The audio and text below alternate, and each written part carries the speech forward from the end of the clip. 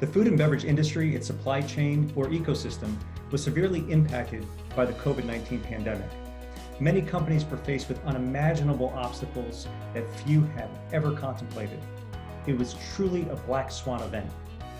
What have companies learned going through this, and how are companies adapting as they move forward?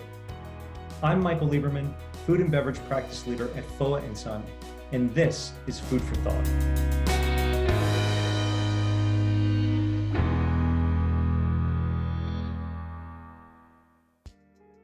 In keeping with Food for Thought tradition, we surprised our guests with a gift. I'd like to extend my appreciation to the team at Mark Foods for their help in making this episode a bit more special. Mark Foods' premium seafood products are a reflection of their commitment to seeking out and maintaining relationships with the world's best suppliers of sustainable seafood. Mark Foods is the largest U.S. provider of MSC-certified Chilean sea bass. To learn more about Mark Foods and their array of products, please visit them at markfoods.com. I would like to thank and introduce our guest for today, Greg Wank. Greg is an accounting and advisory partner at Anchin and a member of the firm's executive committee. He leads the firm's food and beverage industry practice and has devoted his 30-plus year career to helping privately held companies in food and beverage, fashion, manufacturing and distribution in the greater consumer product space. His clients range from emerging brands to well-established companies, and his capabilities range from strategies for growth to pre-IPO and buy and sell side transaction advisory. Thank you so much, Greg, for joining us here on Food for Thought. Pleasure. Thanks for having me. So I'm really honored to have you, someone I consider to be a thought leader in the food and beverage space in your own regard, to come on as a guest and kind of share your thoughts on supply chain disruptions, especially in light of what we were still facing, this time last year when the U.S. was brought into this COVID-19 global pandemic, and how that impacted food and beverage companies. So let's jump right into this part of the conversation, and I would love your thoughts on just tell me how did the worldwide slowdown that took place really with all products, how did you see this impact the food and beverage industry specifically? It was just this shock to the system, right? Where the supply chain was disconnected from where the demand suddenly was going to come from, right? So, you had, first of all, issues with just workplace safety and making sure you can have workers to produce products and to move products, right? And receive products, and package products, et cetera, et cetera. So first you had that. So immediately you had just this void, right? You had my clients getting phone calls from their manufacturers saying, look, I know I was supposed to run your product next week, but I don't have any people. They're all in quarantine, or they're, half my people have COVID, or what, God forbid, whatever happens, So there was that. And then there was the immediate kind of consumer behavioral change that happened almost instantaneously, right? Like everybody just suddenly wanted food. Yeah. And they wanted food in their house, and they wanted it in a different way than they ever had it before. And a lot of companies weren't prepared for that. So you have my existing supply chain is disrupted. But now I also need to pivot because I need to have a direct to consumer avenue. And I may not have had one before. I may have had a very rudimentary one. We had clients who January of 20, you asked them what their online plan was, and they said, yeah, we'll get to it, and then in April of 20, that's all it was about. So as companies were dealing with these supply chain issues, there undoubtedly was an inability to deliver, right? So what risks would you say are associated to not being able to get these deliveries to key customers on time? Yeah, I mean, probably the thing that keeps founders up at night all the time, regardless of pandemic or not, are out of stocks. you know, as particularly as an upstart brand or a younger brand, earlier stage, you've won some shelf space, you've won some distribution. You want to hold on to that as much as close to your heart as possible. And when you get disrupted like that, inevitably there's going to be out of stock. You just can't fulfill. I think, you know, it probably showed the good side of the industry. I think a lot of the big retailers were understanding, obviously. Certainly in the immediate aftermath, late March, early April, gave them some extensions to, you know, to get back on shelf. A lot of our clients, despite out of stocks, they were able to negotiate with their customers on how to help them in other ways. Maybe, you know, a special kind of product or SKU that didn't exist before, they didn't have before, or giving them something exclusive maybe on a new product launch to try and, you know, keep themselves in good graces with those customers. But certainly, you know, the risks are eventually the customer loses patience. Not just that they're losing patience with you, it's just that they're losing business if they've got empty shelves or empty warehouse shelves for their direct-to-consumer business. It doesn't have to be a store shelf. So that was a huge risk. But again, a lot of our clients who maybe lost some retail space or retail distribution in the aftermath, they more than made up for it online, either direct on their own websites or through Amazon or other channels online, where it actually, you know, numbed the pain quite a bit. You know, you hate to lose the distribution on a major retailer because that's great marketing and PR too, right? To be sold at Target or Walmart or whatever. You'd love for your product to be seen. But I think the volume was more than replaced by the online demand that happened. So even if they did, you know, have to temporarily step a few SKUs out of some of those other retail channels, they made up for that volume online. So a take home that I'm getting from this conversation with you is, you know, perhaps it's a good idea when companies are you know, negotiating contracts, CPG companies who are dealing with a retailer, for instance, knowing that we have all felt this pain, and we pray that the pain will never come back like it did, but it's always going to be there in the back of our minds that this could happen again. So I guess CPG companies, one thing they can think about is, you know, that recovery plan and being able to share that recovery plan almost as a competitive asset when they're trying to get a sale, make a sale to these retailers, because the retailers are going to want to know, hey, if we're faced with shortages again and we still need that product, what's your plan? You know, how can you help us? So that's a great takeaway, I believe. That's a great point, actually, and it's something that I'm not sure a lot of founders think about. You know, how many what if scenarios you kind of need to have played out. Yeah. It's a lot. It's a lot. It's a lot, but you know what I have found, Greg, is that, you know, sometimes when you're in the heat of trying to get a deal done, the focus, and it happens in all aspects of life, but the focus is always on price and price alone.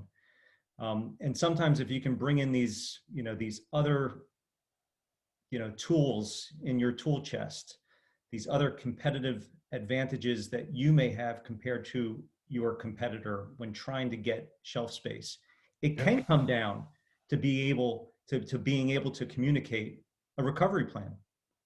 It's something I talk about with my clients.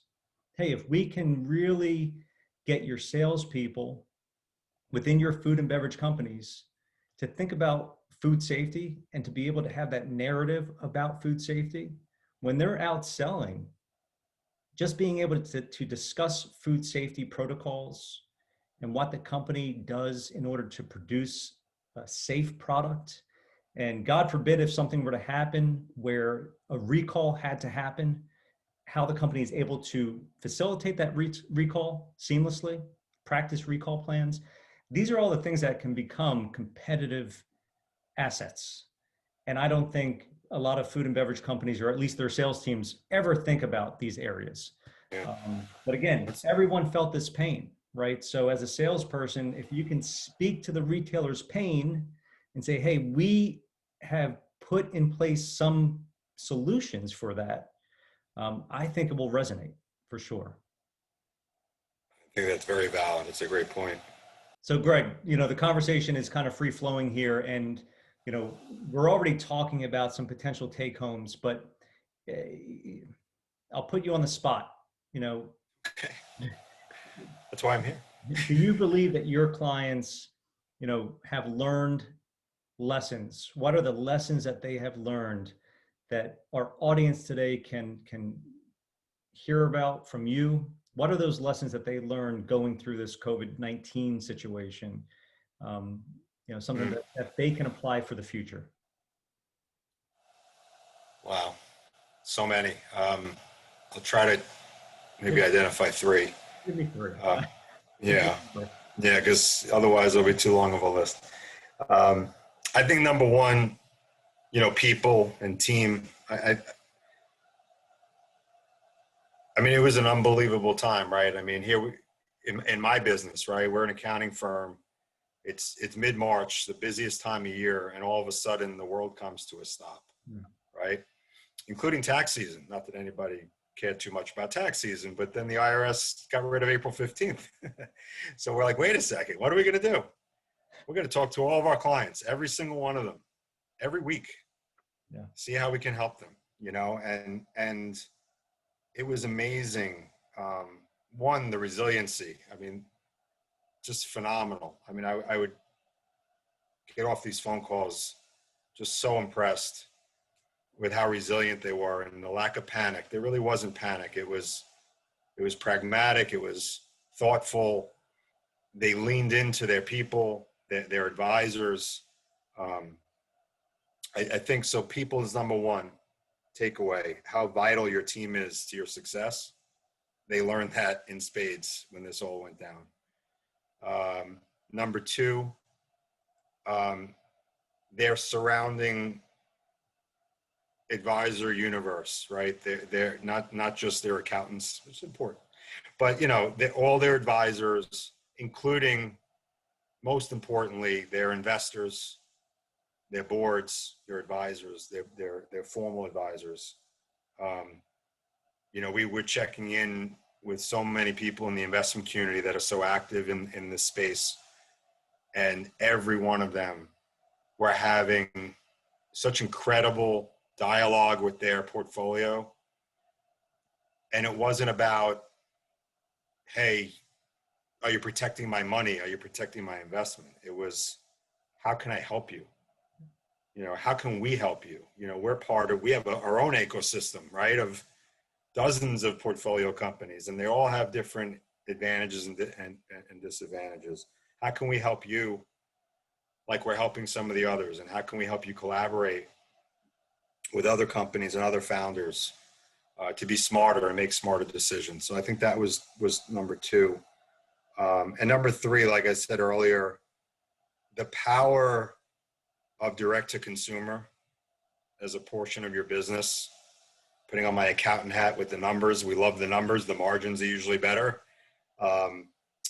The access directly to your consumer and the data and the information that you get and you learn when you're dealing directly with your customer instead of through middlemen. And realizing that I think this is here to stay. I think they all believe this is here to stay, even when we get, God willing, right? We get to a post-COVID world. And I don't know that it's ever going to go back to what it was. I don't think it will. I think the post-COVID world is going to have a permanently changed world where consumers are going to behave a lot like they're behaving during the pandemic, even though the pandemic lifts. Yes, everybody wants to get back out to eat and go to your restaurants, please, and stay safe. But there's still the way they're going to buy their food and beverage, the amount that they're going to prepare themselves at home, I think is going to be substantially higher than it was pre-COVID. So it must be a vital part of your business as a growing CPG company to have a direct-to-consumer component.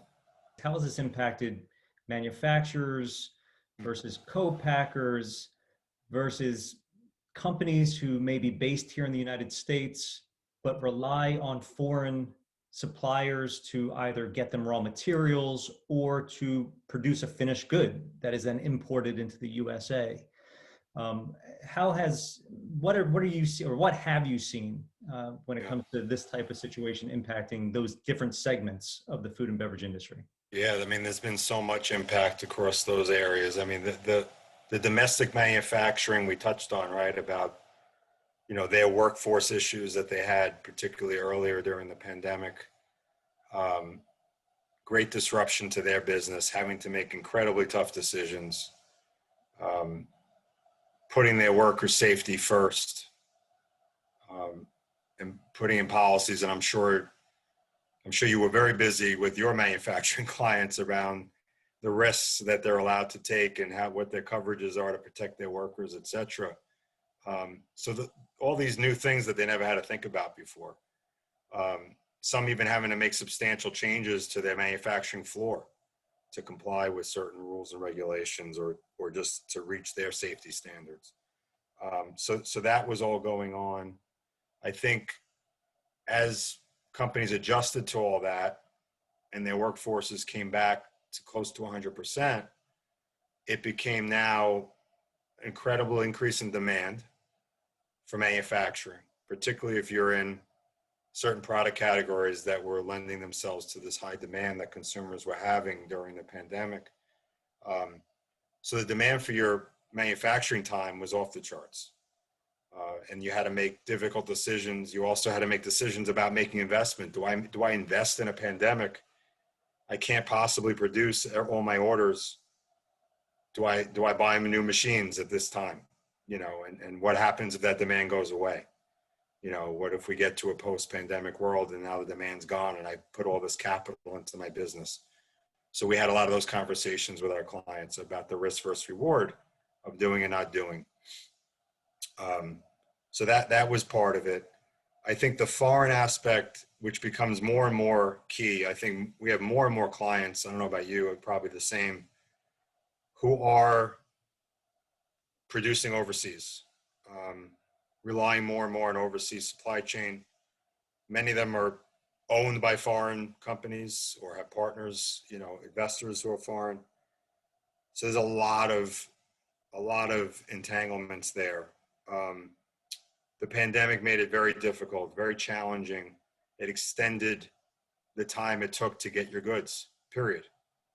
And it wasn't just that your foreign manufacturer had the same issues, right? I need people, I need ingredients, I need supply.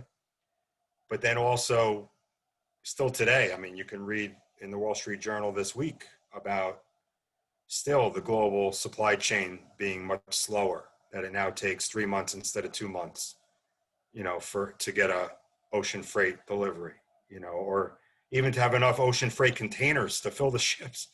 I mean, it's unbelievable what's going on, right? So our clients are dealing with that too. So Greg, we talked about some of the price difficulties food and beverage companies are having when it comes to freight expenses. Are you seeing inflation in other areas? And just in closing, answer that question, of course. I'm not going to let you off the hook, but in closing, if you could just send us home with three, actually, you know what, one simple takeaway. And we'll close out this episode. If only it was simple. Yeah, I mean, as far as pricing pressure, I think the number one complaint from our clients lately has been around freight, yes, but packaging materials as well, which are related to freight. Just the cost. First of all, the ability to even get enough packaging materials, enough boxes, enough bottles, enough lids, whatever they need, but also the cost of it. The cost of packaging materials going up dramatically, which is very, very difficult to pass along to your customers. So that's definitely impacting margin. That's been a pain point throughout this. We've had we've had several client roundtables during the pandemic where we've gotten, 20 to 30 founders or CEOs, COOs, CFOs in a virtual room just to share pain points and success stories and and help one another. It's been wonderful. And we're just flies on the wall getting to listen to all this firsthand, and it's fantastic. And it's amazing to me always, not amazing because I expect it now, but I just love how generally helpful people are in this industry. It's something I think over the last 10 years I've watched evolve where people are just truly nice generally. Most everybody you deal with in this space, they're just good people who want to just help people. So listening to them try to help each other through these problems, how can I get boxes more cheaply? How can I, a lot of conversation around how do I drive down some of my online fee expenses when I'm doing so much business online. There's a lot of fees, a lot of cost. How do I drive those things down? So I would say the takeaway, again, comes back to communication. I mean, lean into your people, lean in and out to your advisors and your investors and your suppliers and your customers and your competitors. I know we haven't had an in-person trade show in over a year, and that's where a lot of those great founder-to-founder conversations happen. But try to find ways to facilitate that in this vacuum of no trade shows, and hopefully we'll all be back together soon this fall, maybe even hopefully, where we can have some of those great interactions. But I would say that's my key takeaway throughout all this. And I think for the most part, our clients do that real well. And that's why, despite all these just terrible circumstances, some of them have thrived. I mean, absolutely thrived throughout this. So that's what I would take away, Michael. But thank you. This has been wonderful. Well, that's great advice, and thank you for that advice. I know that the viewers are going to find it very helpful. And yes, I miss the trade shows. I know it's almost like a badge of honor, right? You've been in this business for 30 years. I've been in this business for 20 years, and everyone talks about, I've been to 20 consecutive Boston seafood shows. I've been to 10 consecutive, specialty food association shows. Yeah. And the list goes on. I miss seeing people face to face, and yes, I do think we're rounding the corner, and we'll be there soon to be able to walk those showroom floors and taste the wonderful products that our clients produce. I look forward to doing that with you. So Greg, this Food for Thought series that Foe and Son has produced, we talk about risk management topics. We talk about, let's just call it what it is, somewhat heavy topics. But in the course of doing this, we want to celebrate food. We want to have a little bit of fun. So in the lead up to our discussion today, I posed a question to you. I asked you about your favorite food or your favorite meal. So would you be so kind and share that with the audience? Well, I think I went down the road of the one time a year I get to choose the restaurant we go to as a family. One of my favorite Italian restaurants, and I always get their Chilean sea bass. The way they prepare it is phenomenal. And I told you that, and then unbelievably, I got a delivery over the weekend of Chilean sea bass. That is right. I know you told me about going to, and it has to be on your birthday, right? The one time a year you get to select where to go. And you told me about this Italian restaurant. You told me about the Chilean sea bass that you order. And by the way, Chile sea bass is my go-to as well. It's such a phenomenal fish. So when you told me that, I immediately thought of Mark Foods. Mark Foods is the leading U.S. importer of MSC certified Chilean sea bass. I reached out to them. They were gracious in helping me get this gift to you. And I believe that we have some footage of you receiving that delivery. and potentially even preparing that. Is that correct? Oh, preparing it? Not yet. All right. So I don't have the recipe yet, but all right, we're gonna get there. Well, let's cut to that footage now, just so we can see you are receiving this product from Mark Foods. Okay. Who is this from? Chilean sea bass. What? What? He asked me what one of my favorite meals was, and I told him when we go to the Italian restaurant and we get Chilean sea bass with the, what's it called? The Matriciana or something? sauce or whatever it's called. So he sent me Chilean sea bass. Now we have to cook it. I have to cook it? Now you have to cook it. 10 servings. I love Chilean sea All bass. right. Thank you. Who is this from? Cold. It's from Michael Lieberman from Foe & Sons. He's interviewing me next week. Thank you. I guess I gotta eat this on camera. Thanks very much. That's awesome. So Greg, that was a great little clip, and knowing that you haven't prepared it yet, well, first of all, 5 pounds of Chilean sea bass, that's going to last you a little bit. Any thoughts on how you're going to prepare it? I think we're gonna saute it up in some tomato-based sauce, and we'll add some garlic and onion and some wonderful things, and it'll be, I can't wait. It's gonna be fantastic. It doesn't take much to make that fish fantastic. It's very simple. So, well, look, we hope your friends here at Foe & Son, we hope you enjoy that Mark Foods Chilean sea bass. But again, my heartfelt appreciation to you, Greg, for taking the time to join us here on Food for Thought. It's much appreciated. Thank you so much. It's been my pleasure, Michael. Thank you. Whoa. Wait. Hey guys, let me jump in here. I think I've got something to add. Hello, how you doing? Thanks for the invite, by the way. I continue to look through my emails. I'm not sure I see the Zoom invite, but I'm 100% sure that y'all invited me to this, and somehow it must have gone to spam. That's fine if y'all think you're gonna have a merrier time here without me. Either way, diving in here, for those of you who don't know me, I'm Melissa Ficina. I founded City Ops, and I'm a general partner at City Capital, and happen to have the pleasure, privilege of working with dozens of early stage businesses with these two gentlemen here. Both of you have been instrumental, frankly, in helping both City Ops grow as a business, supporting me really as service partners, the way that you both do to our portfolio businesses, and really as confidants and industry experts in the space. And so, I lean into you both heavily for knowledge, insight, strategy, direction on both where, we personally are headed in the industry. I've transitioned substantially in the last, handful of years from being a small stage, kind of consulting founder to having a tremendous amount of portfolio companies and assets under management within City Capital.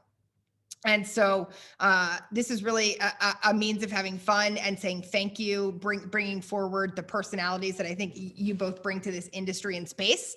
And as boring, really boring as insurance, accounting, and frankly, operations can be, I think we all have a tremendous amount of fun. And, this was just one of the many ways I think to display that. So thanks for all the efforts, sincerely, both on behalf, of the City family and all the, businesses that we support along the way. Thanks to all for joining us here on Food for Thought. A huge thank you to my guest, Greg Wank, and thanks to Mark Foods for helping us provide a special gift to our guest today. To all of our viewers, please check out Mark Foods by visiting their website at markfoods.com. To continue the conversation on supply chain disruptions and the new risks faced in the post-COVID world, please reach out to me by phone or email. I look forward to hearing from you. And finally, thank you to all of our Foe & Son valued clients for allowing us to serve your risk management and insurance needs. It's our honor to play a role in your food and beverage journey and your success. I'll see you next time on Food for Thought.